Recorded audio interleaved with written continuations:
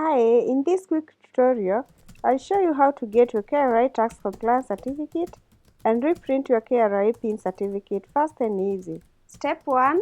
Log in into your Itax account at itax.kra.go.ke using KRA PIN, all ID number and password.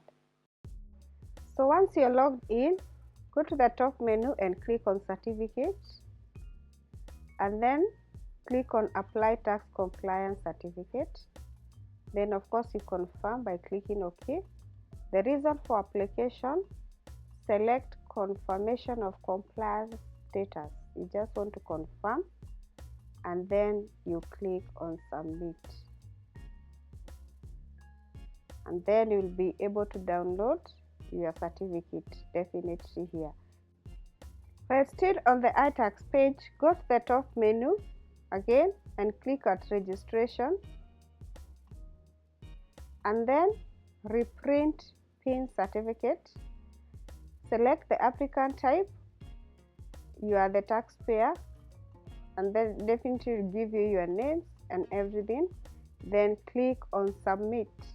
If you're not changing anything, click on Submit, and then you are able to click here and download your KRA PIN certificate.